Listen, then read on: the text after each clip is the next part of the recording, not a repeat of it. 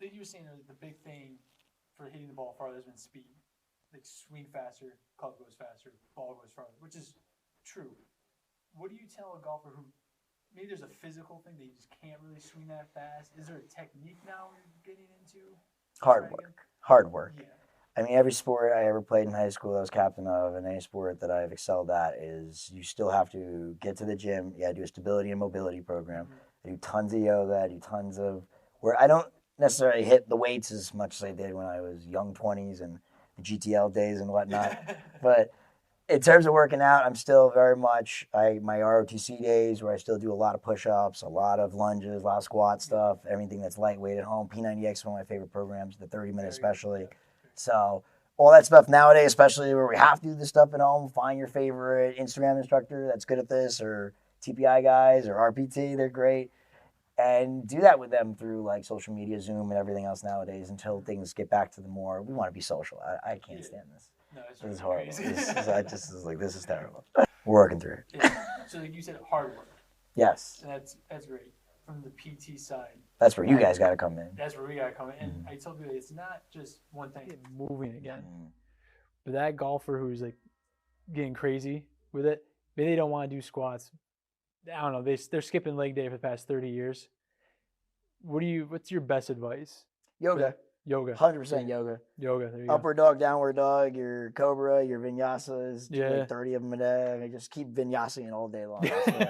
I do it like sometimes 6 times a day just to make sure that lower back, L5, L6, L7, all that. That's where you get screwed up in golfers. Yeah. Because you have to realize that people think you're going to be able to swing away where you wouldn't hurt your back. I'm like, look, when that knee kicks in, you're turning, you're trying to back at high speed, that foot's swinging out like that, and you're getting into that back bend, you're staying there at high speeds. How are you not going to ruin your back if you're not being proactive? There's nothing you can do to stop that move in golf. You need that move. So in terms of, I tell a player, you have to just learn to be proactive. And most players are screwed up their back because they're trying to keep their head down, by the way. Head down, destroy your back, okay? This is not good for your back, okay? Shoving your head into the ground, shoving your back into that kind of bending spinal motion is not going to help you. I can tell you that now. Forget nothing out of this. Don't drive your head into the ground. You avoid everything else. I try to display that every single time I get into any opportunity. Like head down, worst tip in golf. That is great. Something else I was thinking about too is when I first started off as a golfer, I think, 10 or 11 when I first came out, golf is frustrating. It really is. It's a mental game that can just drive you crazy.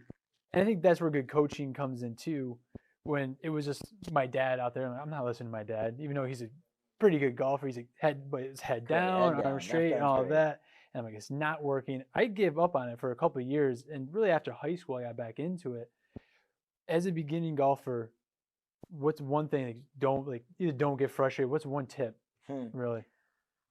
I mean, I think that's in the idea of love of sport, right? Yeah. Why do some people just naturally tend to be drawn to sport and can do it? Because a lot of times it's not as frustrating to them because they're a little better at it, right? Exactly. So I think that's a hard one because some kids just growing up, man, they were just, I don't know why at 6 years old I was already the best athlete in most sports I played, right? That's just natural given talents that I had athletically. Yeah.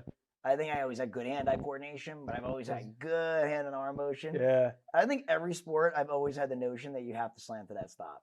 Yeah. I'll tell you that from like every sport. As I gotten older now, and then I've taught this in golf, I realized one of the reasons I was so good in those other sports is because I had that notion to put the brakes on my head from a very young age.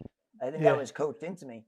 There were definitely some great coaches I had growing up that taught me some of those things. They didn't phrase it the way I am. This is more Jay Blonder stuff. Yeah. My spin on it. Yeah. Third person, I always refer to myself that way. But more or less, they had simpler ways to say it maybe back then, and I've just taken it and tried to add a little more modern spin to it. That's it. That's great. Nobody really reinvents the wheel in golf instruction, any of this stuff. There's newer stuff out there that's been on the science side really cool, and that it's helped me in terms of also getting my students to have better cause and effects that can keep improving. It's not just as simple as throw the arm and close the face. That is a swing thought you could definitely use. I'd say that. I mean, if I had to say one, close the face, look where it is, try to get used to that. And even if you tell a player to do that, I'll tell you there's a lot of reasons why you may not be able to do it. Mobility could be one. Could be. We see that a lot, yeah. I find one of the ones I'd have to work on a player that if I could the most would be trail, shoulder, external rotation. Gotcha. Okay? Yep. Anybody can internally rotate. That's easy, yeah. But when you actually, I do this test in TPI, this is the only one I still use. So if you have them do the gate, I think it's called the drill, Mhm. have to keep the elbow at the side, trail elbow. So if your trail player would be your right for a righty, and don't let the elbow come off the side, and see how far you can go at the gate without moving your body. If you can even go past that. So you see, I can go a little past 90, right? Yeah. Right, and that's where I maybe get a little bit of pain. Most of my golfers, I say an average get to here before that elbow starts coming out, Yeah. right? And that elbow goes up. Hmm. And then they just can't even get their hand deep. And they can't even get the face closed from there either. Because like I can continually go deeper, and the deeper I go, it's easier to get into that closed position. Yeah. That's The what it higher is. you go, you now have to do a lot weirder DJ type looking stuff. Yeah. And that would make you fade it more too, because the higher your hands are, the more out to in you're swinging. Okay, the Interesting. deeper your hands are, the more in to out you're swinging. I have easy mobility. Yeah. Part of that's yoga. I always had that.